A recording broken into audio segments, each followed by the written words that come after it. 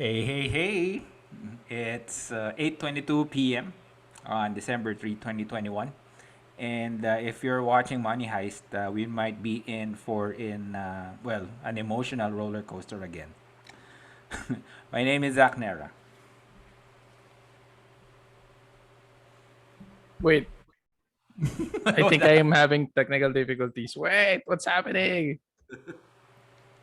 Should I There, do there, it one there. more time? Okay. Y- My name is Zach Yeah, Nera. can you do a take two? Can you do a take two? My bad, my bad. All right. So, again, if you're watching Money Heist, we might be in for another emotional roller coaster. And my name is Zach Nera. What's happening? Merry Christmas, everyone. One more time. All right. My name is Zach Nera, And this is Louis Villanueva and this is Did Not Play. because not playing might be a great thing. Ano Sorry, nangyari? sorry. Because I was Oh, setting up Facebook. Tapos oh, parang naririnig ko yung boses mo dun sa Facebook. Tapos nawala yung audio dito sa Zoom. So, weird. Ngayon lang nangyari. Hindi ko alam kung bakit. some technical stuff, no? Yep. Ay, Oh, shout out to Monty, oh. First commenter or first viewer for the night. yun. Merry Ang Christmas sabi. sa'yo, pare. No, yeah. Merry Christmas daw. Merry Christmas. So, we might be on our final episode for the year, What? but we will check if we can do December 13th. So, kung matuloy yung December 13, may guest tayo niyan. So, we will see. Tsaka, I think achievement na to. Natalo na mas marami na yata tayong episodes this year as compared to last year. I'm not sure. Pero Last year, parang, uh, I think more than one, plus one lang. Plus oo, one episode. nalamangan natin na, so it is an achievement in itself. Alright. Ayun, thank you pala kay Monty ha. He's spending his lunchtime with us. Lunch niya daw. Yun. Ayun. Sana we'll make your lunchtime worthwhile. Worthwhile. yun eh. Sana masarap ulam mo. Mga pwedeng magpadala siya ng ulam sa Pasig. Oo. So ano bang meron this week? Meron tayong mga konting balita around the league. Tapos we'll check on the Milwaukee games later. Tatlo yung games nila this week.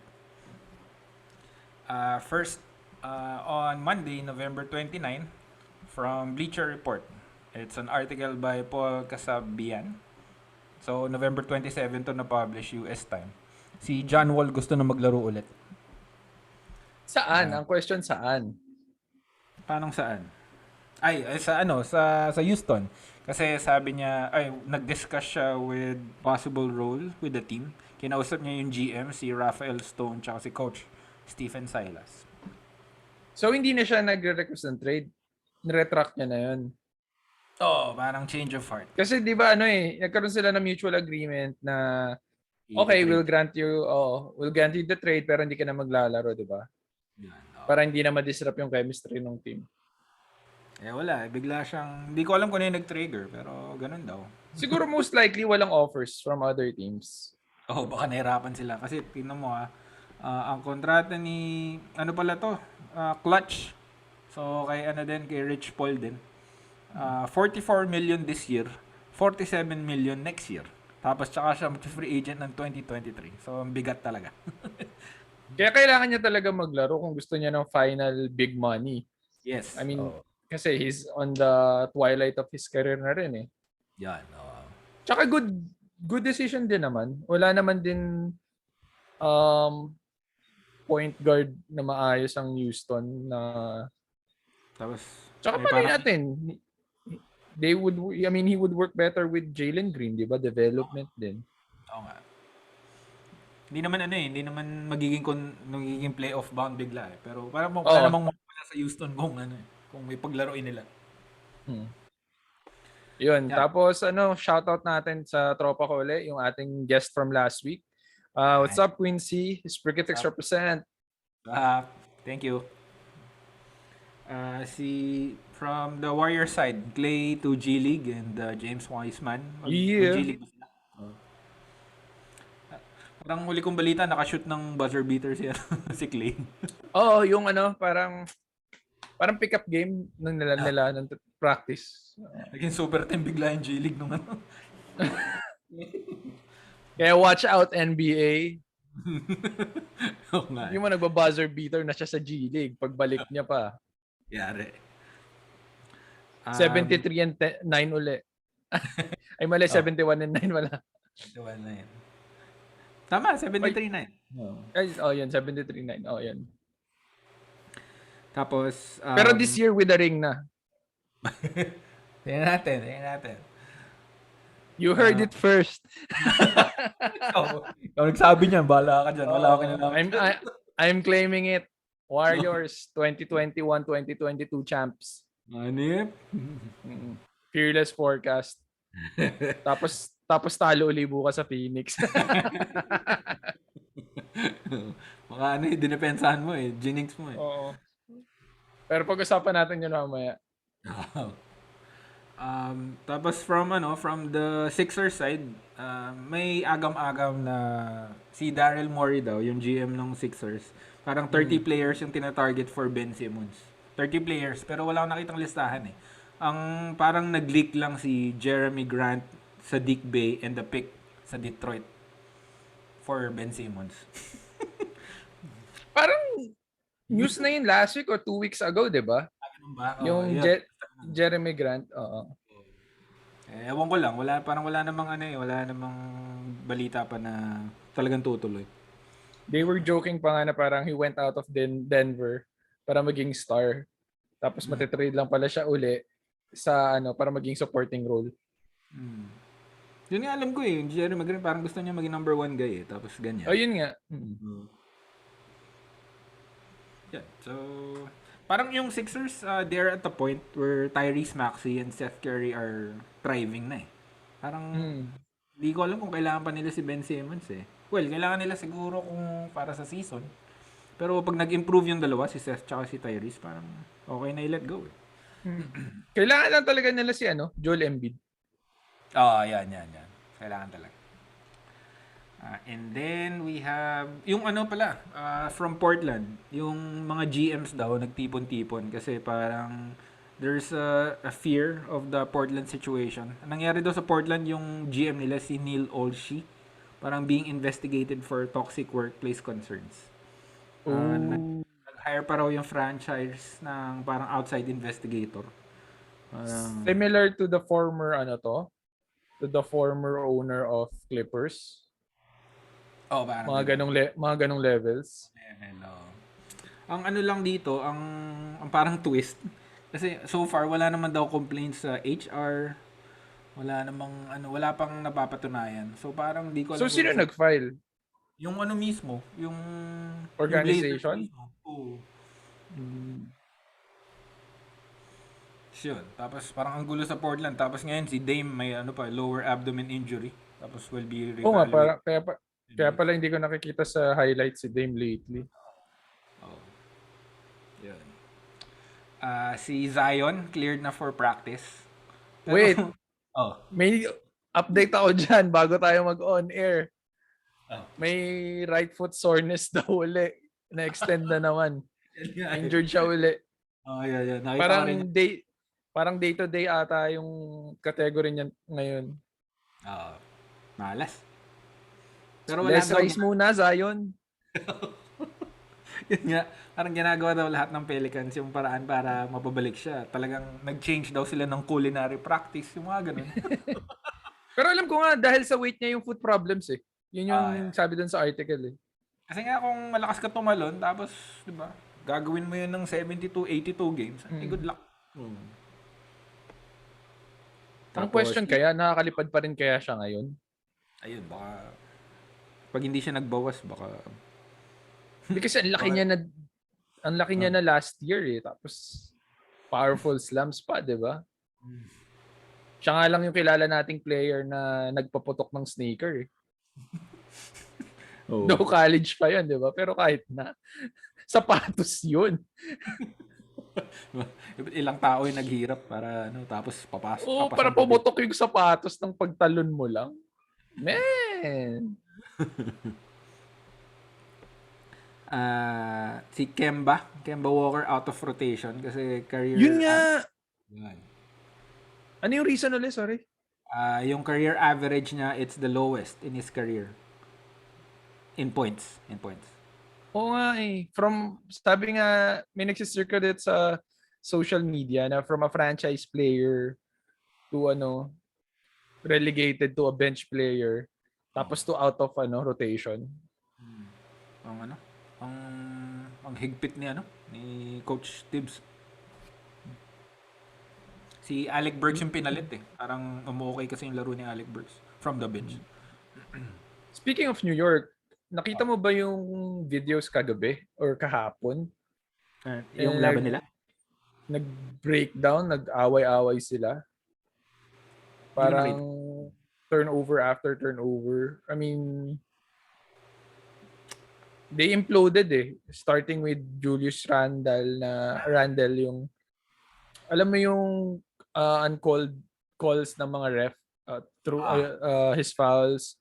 Sabi parang hindi naman niya kasalanan na he's strong. Tapos parang within the game, na technical din si Taj Gibson for illegal pick. Tapos tambak sila. Ito yung sa Bulls ba? Versus Oo, Bulls? yun sa Bulls. Kahapon nga yan, no? Kanina? Kanina pala. Okay. Nanalo yung Bulls 119-115. Tinambakan sila, yun nga, 20, tapos hinabol nila eh. First half tinambakan, tapos siguro, hindi ko alam kung ano yung sinabi, hindi na nila alam kung ano yung sinabi ni Tibbs sa locker room. So bigla silang ginanahan, tapos they still fell short. Yun nga, sabi ni Shaq kay Julius Randle, parang wala silang pakialam, basta laro ka lang, hindi ka na pwedeng Ganoon naman talaga dapat. Although, ang hirap, na-imagine ko kasi kung tinatamaan ka talaga sa loob, parang ang hirap hindi ma-frustrate. Pero ito, again, it's a generational thing. If you compare it to the 90s to today, parang wala pa naman yung sinabi yung mga fouls kay Randle. Parang light pa rin yun, di ba? Tama. Just imagine mga Larry Johnson, Patrick Ewing sa New York, di ba? PJ Brown. Dapat yun yung mga pinapanood yung video sa parang sakit lang ng katawan yan. Parang kaya mo pa yan, boy. And then, si Joe Harris, out ng 4 to 8 weeks, ankle surgery. Si Adebayo, may thumb ligament. Kailangan din ng surgery. Expected to miss 4 to 6 weeks. Parang yung sinabi ni Quincy, parang tuloy. Parang, 3 straight losses na yata yung Miami. So, baka na-jinx niya. Pero kaya pa nila yan. Kaya pa nila yan. East yun eh. They would bounce back. Malamang top 4 pa uli yan. Hindi rin na magugulat. Si Kat, nakita ko yung dunk niya, tapos bumagsak siya. Hindi ko na pa na. Likod muna versus Wizards. Hard fall. Kamusta? Hindi na niya tinapos yung laro. Wala akong balita eh. Basta yun lang. Hindi lang niya tinapos yung laro. Di ko alam kung maglalaro siya next game. Speaking of dunks, nakita mo rin ba yung kay KD? Una rin puwet ata, pero shinanag off niya lang. Pero mukhang okay naman siya. Kailan yan yung versus New York? Yun, yung versus New York. This week lang din yan, di ba? Nag-struggle Tapos, yun nga, tapos may post-game interview ata. I'm not sure if that was the game. A reporter asked Steve Nash, how would you plan on using Kevin Durant? Para kasing overwork si KD eh. Parang average 40 minutes.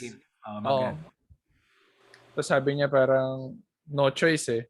Either we play him or we don't play him and lose more games, which makes sense.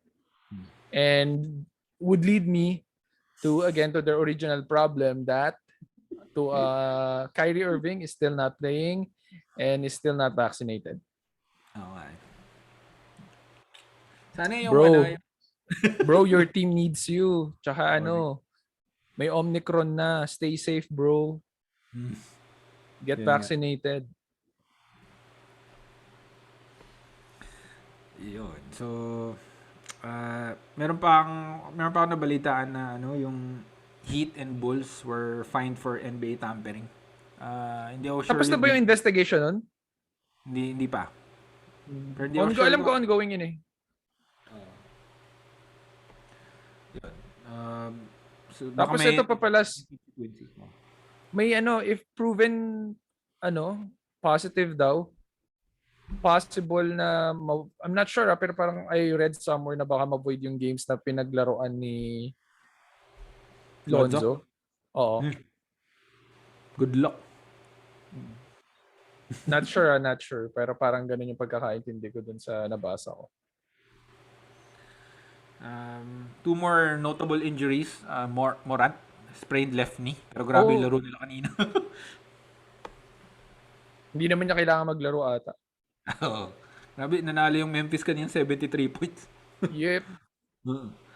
And then si Jaylen Brown, may rin, injury management. So wala siya sa laro bukas. Pero the Oklahoma Thunder should not be disheartened kasi that same team beat the LA Lakers twice this season. Come from behind pa. Oo. So it's just one of those days. Pero yun lang. They're in the record books na. Oo nga. Yan. So, from there, we will check the Milwaukee games. Kasi nagkaroon sila ng win streak. 8-game win streak. And Boogie is with them now. Oh. Yeah, that's my boy. Yun. So, yun eh. Ang rason nun kasi si Brook Lopez will undergo back surgery. So, indefinite yung time frame. So, yan. Hinatak nila si Boogie. Tsaka tingin ko Boogie still has a lot in his tank. Kasi nung nag-LA siya, di rin naman siya naglaro dun eh. Oo nga. So, kahit barring injuries, I think he would do well this remainder of the season for the Milwaukee Bucks. Yes. So, yun. Nung November 29, Monday, Milwaukee versus Indiana. Nanalo yung Milwaukee 118-100. Si Giannis 26 points, 13 rebounds. Si Drew Holiday 23 points, 7 rebounds, 9 assists. Tapos 4 other Bucks scoring more than 10 points. Si Levert at si Brogdon yung gumawa sa Indiana. Panalo sila doon. Nung December 2, doon naglaro si DeMarcus. 14 minutes, 7 points, 4 rebounds, and 1 steal. Pwede na. Diba? Tapos, naganda yung laban. Dikit, pero nanalo yung Milwaukee 127-125. Si Giannis, 40 points, 12 rebounds, 9 assists. Tsaka yung game-winning layup with 2 seconds left. Ito yung diba? 3 points ni Lamelo. Melo na 5 seconds. Galing. Ganda laban. Pa nga sila eh. Nag-change, swap jerseys right after the game eh. Sign of respect. Nakungulikta yata si Giannis ng jerseys talaga eh. Oo! Yun, si Lamelo, 36 points, 9 assists ng game na yun. Kanina, dahil pumutok si Giannis, pinagpahinga siya. Tsaka meron din siyang right calf soreness. Pinagpahinga. Kasi, tas bumiyahe yung bumiyahe yung Bucks mula Fiserv Forum hanggang Scotiabank Arena overnight. So, good luck, diba? Dikit yung laro, si Van Vliet yung gumawa. 97-93 panalo Toronto. So, 8-1 yung Milwaukee for the last 9 games. Ito, si Mamu pare. Si Mamu naglaro. Mamu Kalashvili. 8 points, 10 rebounds, 22 minutes. Yan! Kasi wala si Giannis, tapos wala si Brook Lopez. Ay, si Boogie hindi naglaro kanina. Ewan ko, parang minamanage din nila yung minutes eh. Load management. Oo, parang ganun. Yan. And then we can move on to the other games of the week. Nung Monday, November 29, Lakers versus Detroit. Ito yung after nung Parang uneventful, no? Parang walang nangyari man lang nung last game. Nag-expect yung mga tao. Awa ng Diyos, nanalo yung Lakers. 110-106. Hindi, kasi di ba ito yung hindi naglaro si LeBron, di ba? Naglaro pa siya nito. Noong 29. Okay. Naglaro pa siya niyan. Si Cade naka 15 points, 11 rebounds. Si Jeremy Grant 32 points, 6 rebounds, 4 assists. Actually, gumawa yung big three ng Lakers. Si AD 24-10, 3 blocks. Si LeBron 33 points, 5 rebounds, 9 assists, 2 steal, 1 block. Tapos si Russ 25-6-9. Nung December 1, dun pinasok si LeBron sa health and safety protocols. Tapos December 3, Manila time to lahat. December 3, tinesting siya ulit. Pero multiple negative test na. So maglalaro si LeBron bukas. Good.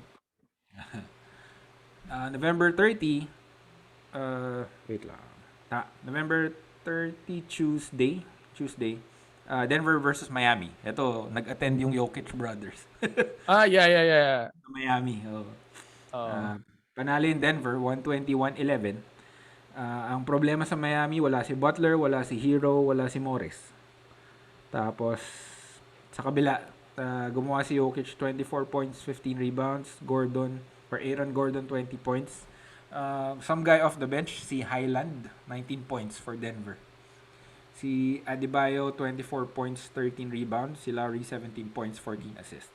Tsaka speaking of Denver, bad news kasi Michael Porter would be sidelined for the rest of the season kasi he's injured parang sa back, parang lower spine ata or something. Yeah, yung technical term nila is lumbar spine surgery. Parang naging injury pala yun kaya parang he was asking for multiple second opinions trying to prevent surgery pero all doctor said na kailangan na talaga surgery. Grabe.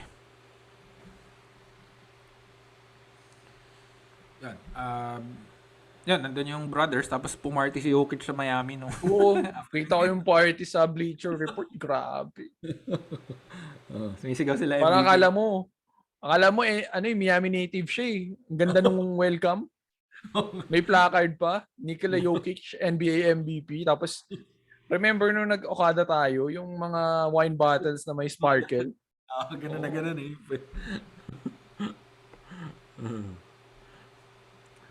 Yan. And then, December 1, Wednesday, ito yung Phoenix versus GSW. Lagout lang ako. Ano mga na-observe mo sa game na yan? Walang silbi. The night before, dito, doon lang lumabas yung weakness talaga ng Golden State. We live or die by Steph Curry. Ang galing niya ni Jordan Poole. 29 points ata. So, the night before, meron silang parang pa-preview sa NBA Game Time. So, sabi nila doon, ang GSW first in assist, first in field goal, second in scoring, first in fast break points. Ang Suns naman, sila parang heavily relying on the point guard, si Chris Paul. Tapos sila yung medyo slow. Medyo okay yung half court nila, passing game, cut, tas react. Pero mas mabilis yung sa GSW. So parang contrasting yung style nila ng laro. Ang nangyari nung game parang napansin ko lang parang dinodouble nila si Steph. Tapos kung ipapasa ni Steph, mabilis mag-react yung depensa nila. Hindi, pero ang doon, naging tingin kong X-Factor. Kasi nakakalabas pa rin naman si Steph nun eh.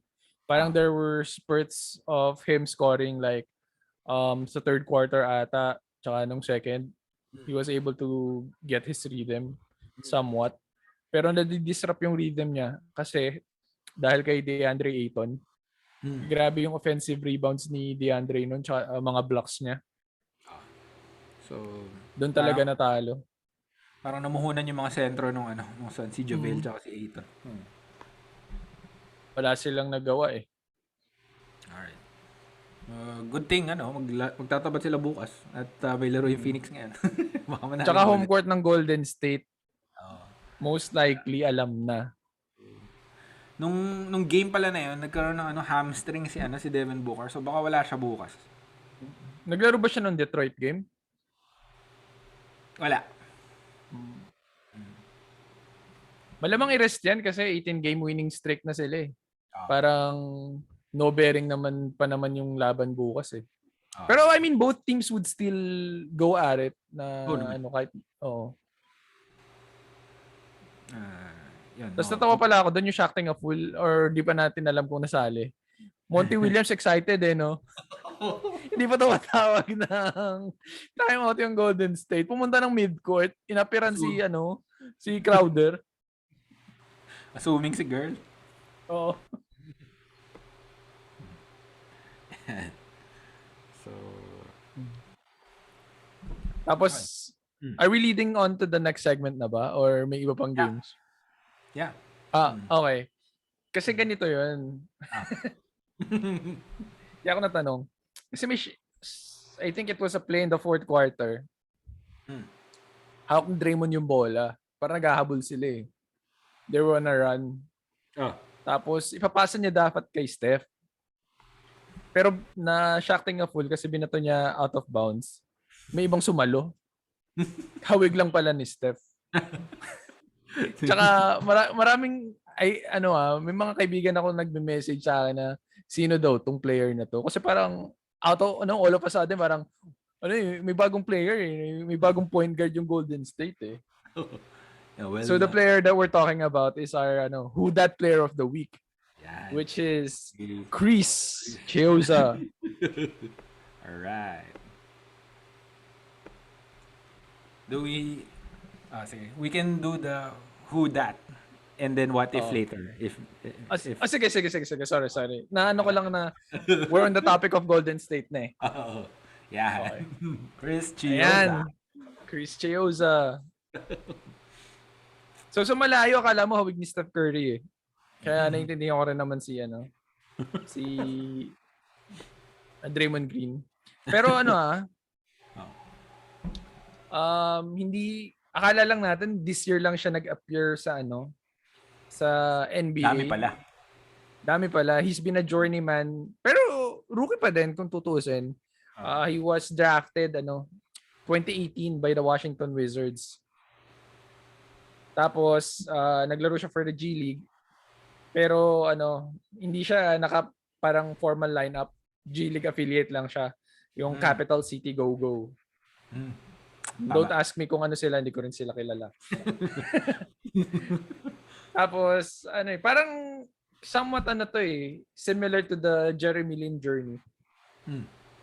Pero wala pa siya nung same fanfare. Kasi Houston Rockets sinign siya, pero nung 2019, it was only for a 10-day contract.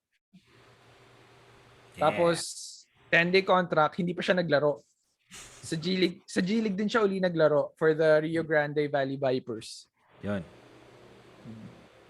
Tapos eventually, for that season, naglaro siya. He was signed for the remainder of the season, pero he played 5 minutes in a blowout game against the Pelicans. Tapos similar again to Jalen, by July 2019, winave din siya ng Houston. Yes. Tapos next part ng journey niya, Washington Wizards. Sinay na siya for training camp for September 2019. Yung parang bumalik ng Washington. Last season. Tapos he was signed for a 2-way contract by the Wizards. And under the terms of his contract, 2-way contract. So he would spend time between the Wizards and the J League team. So yun. So parang hindi pa rin siya talaga nabibigyan ng solid NBA minutes. Yan. Pero fortunately, last year, I think we can show the video na rin. January 2020, he was signed by the Brooklyn Nets. So yun. He was given like ample playing time kasi ata hindi, na-waive pala siya after training camp pero he was resigned December last year. Grabe, no? Hirap nun kung may pamilya ka, palipat-lipat kayo. So, Pero kasi pag player ka naman, for as long ganun as you're talaga. playing games, di ba? Oo. Yan. And then, eventually, no August 14, sinign siya ng Golden State. August 14, 2021. So, we can, nag-check ako sa YouTube ng mga highlights. Chris Chioza.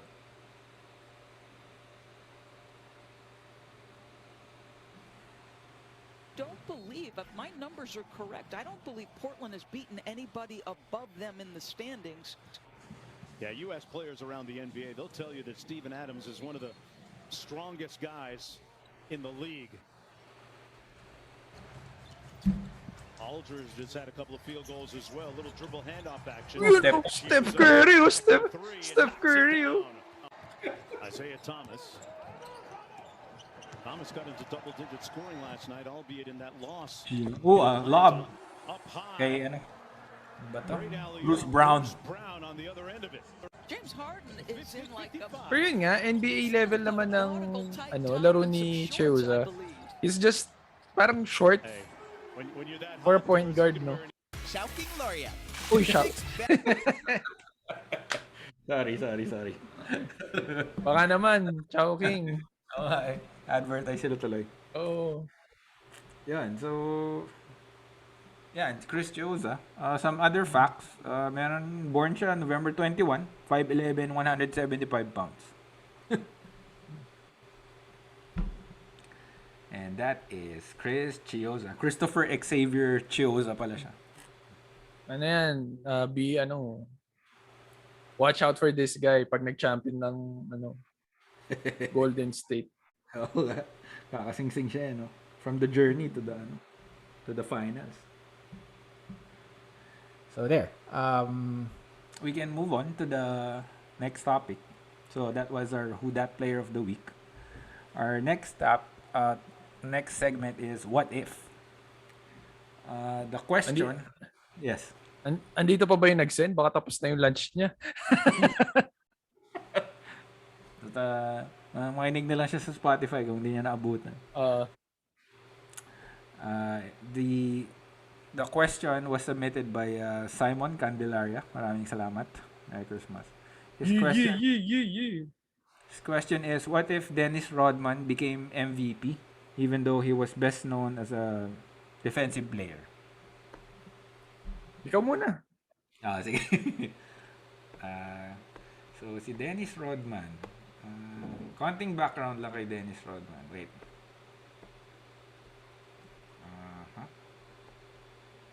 May nakita akong picture. I'm familiar with that picture. Ano to sa ESPN ko nakuha. And, well, sa Facebook. Tapos post ng NBA on ESPN. 28 years ago, December 1, 1993, ito yung stat line ni Rodman. 0.0 out of 5 field goals, 28 rebounds in 48 minutes. So, ano talaga siya known for his defense tsaka rebounding. Pero, nag-all-star siya Nag-all-star siya nung dalawang beses, 1990 tsaka 1992. Tapos, between those two years, yung 1990 siguro yung best shot niya, maging MVP. Kasi yun yung nag-champion yung Detroit. And before we can go any further, ano ba yung para sa'yo pre, ano ba yung MVP? Someone, who carries the team. Yan, one, di ba? Meron kang numbers to back it up, di ba? And who makes his team better? Yan. Medyo selfless ka ng konti, di ba?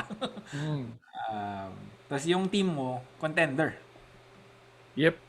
Paano? O siguro nasa top 4, 5. Kahit sabihin na natin hindi required na contender, pero ibig sabihin kahit hindi nag-champion, parang kahit nag-number 1 ka throughout the season.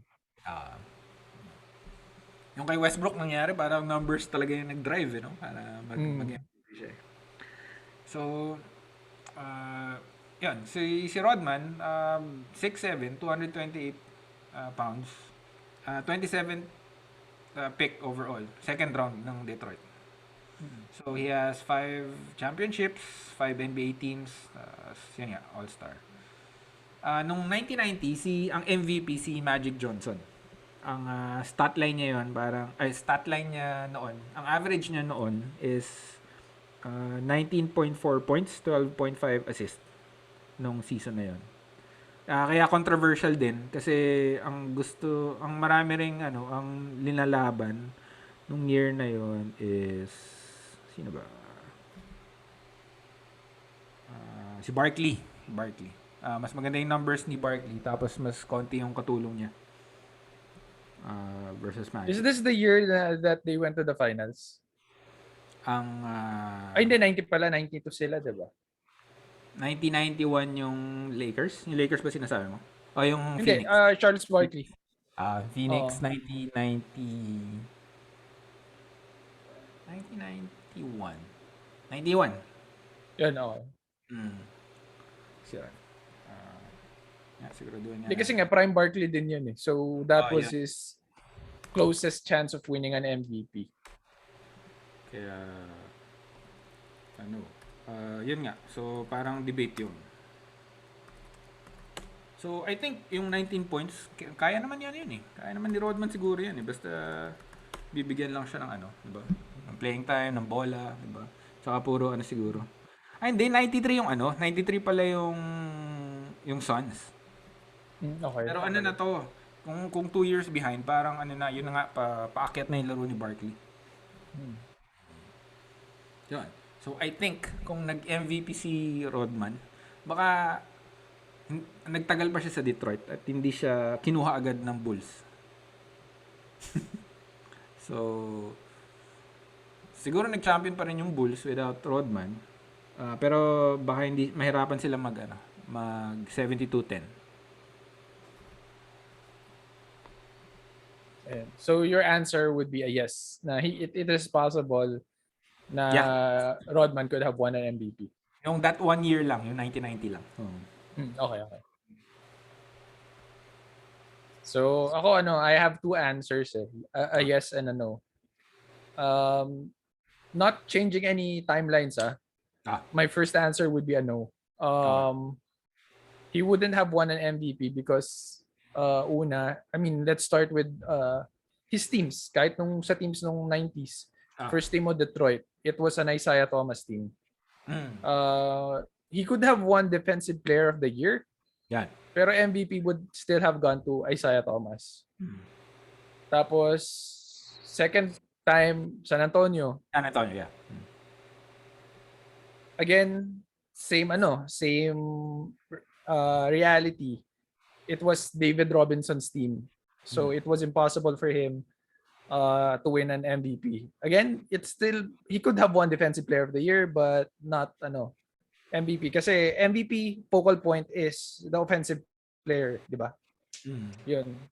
Who's who leads the games. Yes. Tapos of course, Bulls no question, Michael Jordan. No question. He wouldn't kahit sabihin na nating gumaling si Rodman times 10 when he was in the Bulls, Jordan would have prevented him from from winning MVP. He would have up his game better than Rodman. As what we have seen in The Last Dance, di ba?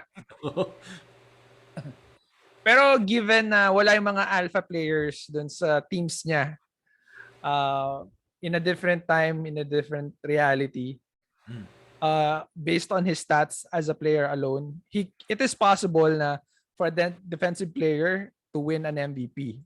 I did a quick research. There was an article from Fadeaway World. These following players won the MVP and Defensive Player of the Year. So first, of course, Michael Jordan. Yes. Hindi na natin kailangan pag-usapan pa. So medyo doon naman tayo sa malalapit na position ni Dennis Rodman. MVP 1994 Defensive Player of the Year. For 93-94, Hakeem Olajuwon. So yun. Pero again, even if Defensive Player of the Year, he became an MVP kasi he has an offensive skill set. Dinala niya talaga. Oh, so yun yung somewhat lacking kay Dennis Rodman, offense. Tapos again, yung napag-usapan kanina, David Robinson, MVP 1995, Defensive Player of the Year 1992. Also, Kevin Garnett, MVP 2004, Defensive Player of the Year 2008. Nakalimutan ko si KG. Tapos most recently, Giannis Antetokounmpo, MVP 2019, Defensive Player of the Year 2020. So those are five players na similar to what Dennis Rodman was doing in his career. So yes, it is possible, but as far as winning the actual award, if he had only developed an offensive skill set, mas malapit tayo dun sa reality na naging MVP si Rodman. Yun lang for me. Pero thank you, Monty. Napag-isip mo kami doon. Salamat. Okay. So, and so far, yun ang mga happenings sa NBA. We can dive into the top 10 plays. Okay, go. Okay, sige. Alright. So, bilis talaga ng oras when you're having fun. Grabe. okay. 9:03. Top 10 plays for today. This is turning out to be a short and packed episode.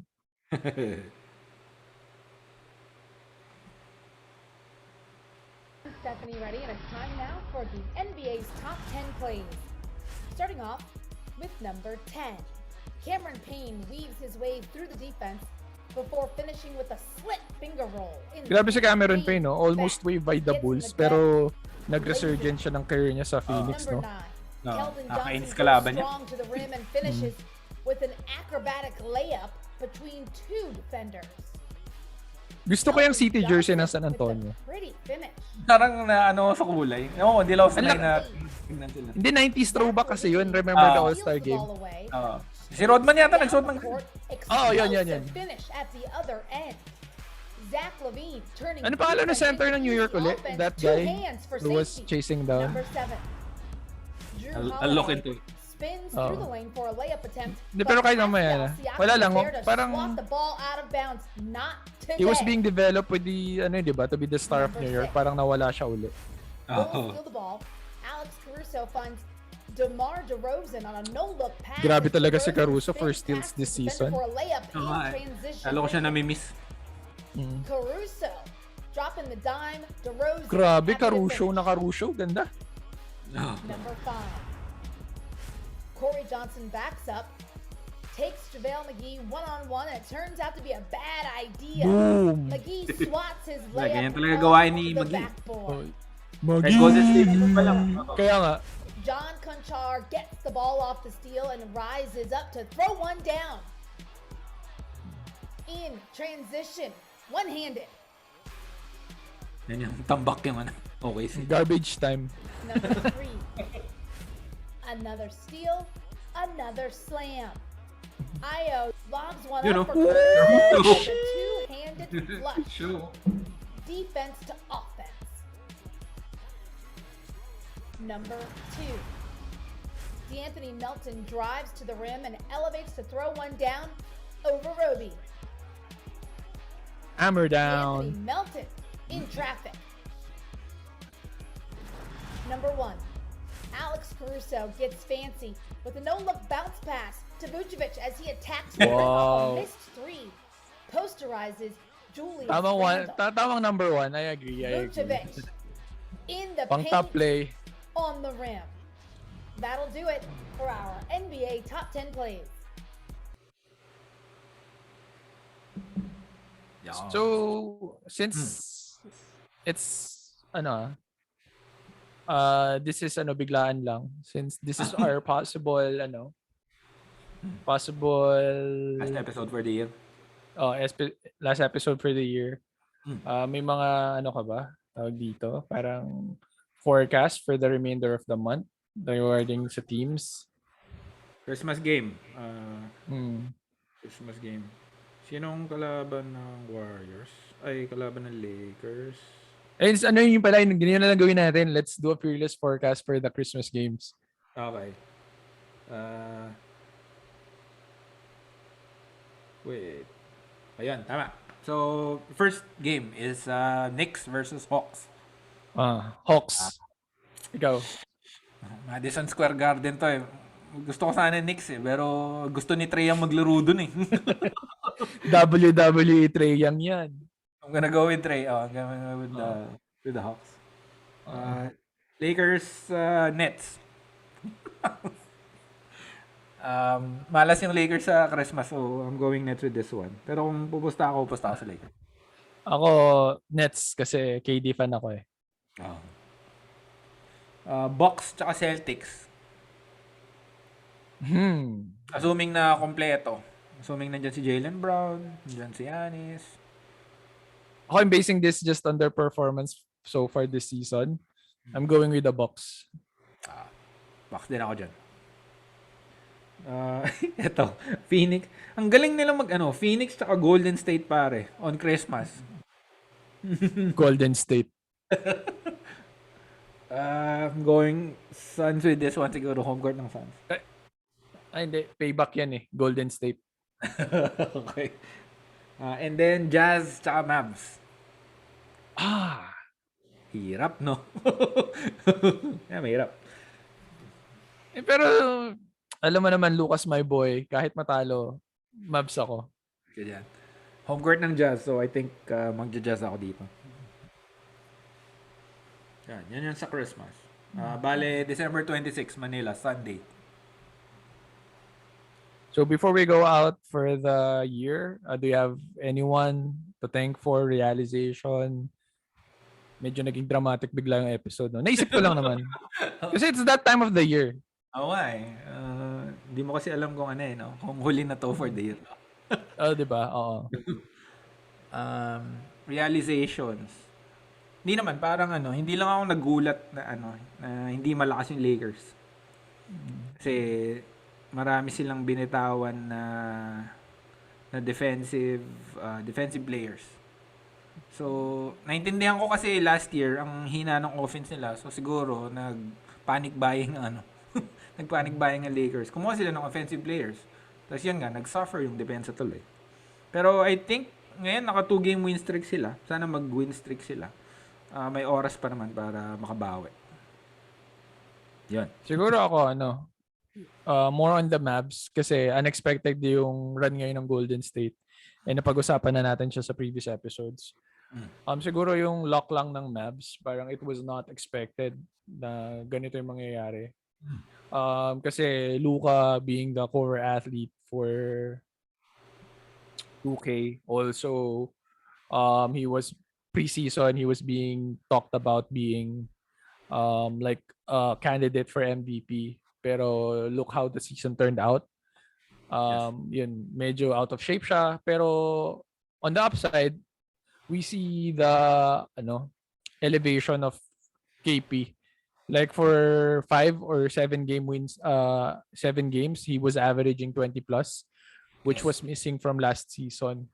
So yeah, the season's still far off naman. There's still a lot of games. Wala pa nga tayo sa All-Star break. So yun, I think they can still bounce back. Ayan. 1/4 of the season. So you kind of have an idea, pero marami pang magbabago.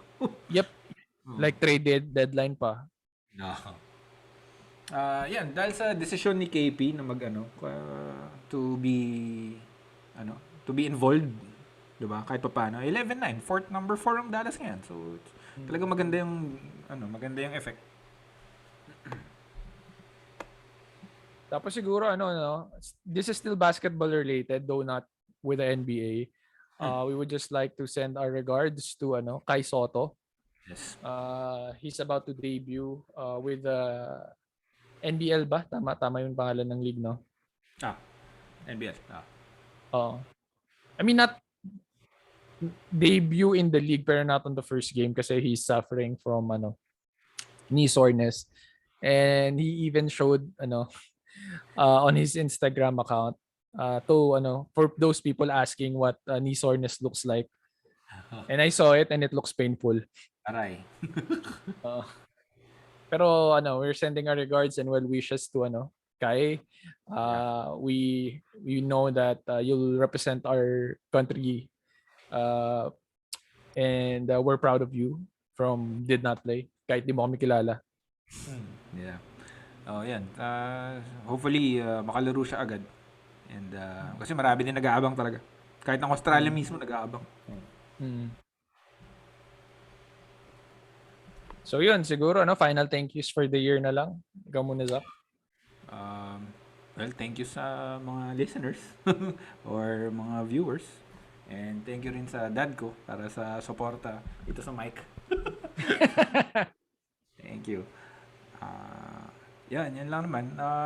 Hopefully, if we can set up an episode for the 13th, mag-a-announce na lang kami. Ako siguro, as cheesy as this may sound, pero thank you, Zach. Who would have thought na magtutuloy-tuloy itong Did Not Play? It was really a passion project.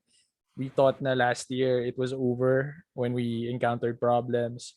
Pero yun, I'm happy na we're doing this on a weekly, bi-weekly basis. And we get to interview people this year. Charles, Quincy, and we appreciate both of you and sa future guests namin. At saka yun, thank you for everyone who listened to Spotify and who has been watching weekly here on Facebook. Yun, thank you. Salamat. Thank you din, pare. And so, I guess that's it. Yeah, that would conclude our episode. Maybe our last episode for the year, but we'll keep you posted. So again, my name is Zach Nera. And this is Louis Villanueva. And this is Did Not Play. Because not playing might be a great thing. Night. Merry Christmas, everyone. Happy New Year. Bye.